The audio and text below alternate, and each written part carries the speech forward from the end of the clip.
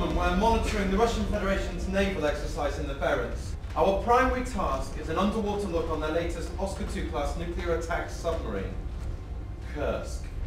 Kursk is inspired by the loss of the Russian submarine, the nuclear top-of-the-range Russian submarine that sank in the year 2000. Length 154 metres. We decided to look at a British crew rather than directly at the submariners on board the Kursk who died. And I think the reason for doing that is the more we looked at what submariners have to do to get through their working day when things go well, we decided that it was too fascinating. Navigator, what's our position? 89 degrees, 52 minutes and 13 seconds north, 53 degrees, 13 minutes and 42 seconds east, sir. The Royal Navy gave us very open access to look at the submarines and to talk to the commanding officers and the people who serve in going through those sort of operations. It's a hidden war that's fought beneath the waves that we blithely ignore in society, but it's going on all the time. 6 down, 30, back to 20. 6 down, 30 back to 20, aye, sir. 6 down, 30 back.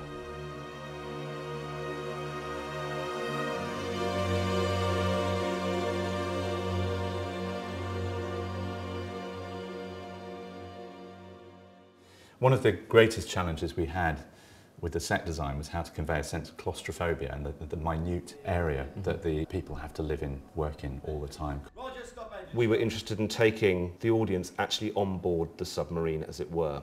We would realise the theatre, whole theatre space, not just the stage, but the whole space to be the submarine. So as soon as the audience are walking in, they are on board. The ambition for the show was that even though it's a contained, compressed, claustrophobic environment, that there is nevertheless a sense of freedom for the audience to choose how close and personal they want to be. Torpedo hatch dry. 20 metres. Forward hatch dry. Aft hatch dry.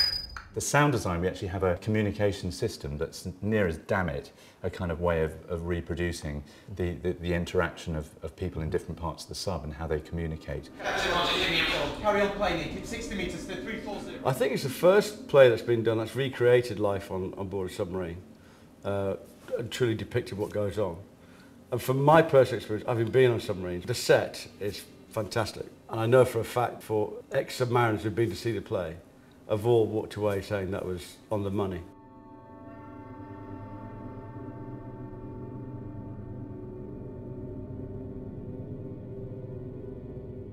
Increasingly, people are interested in the exact way things are done. If you look at what Paul Greengrass did with United 93, he gives us the air traffic control commands in compelling detail, and it's what we try to do here, is to actually restage the exact way a submarine would be dived, because it's life and death. It's imbued with the threat of death from beginning to end. Does anybody in the control room know any reason why this submarine should not be dived?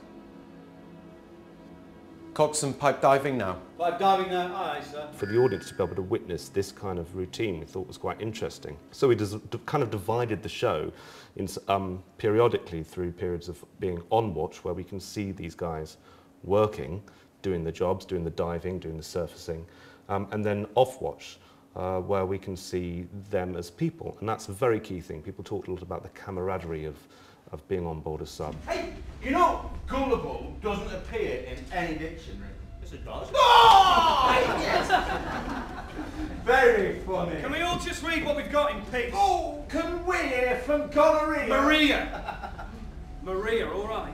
The idea was if we take care of that story and the colours of the comedy and the tragedy, we can somehow get closer to the catastrophic loss that it must have been for the Russian widows who sent their men off to sea and never saw them again. She's on her way down.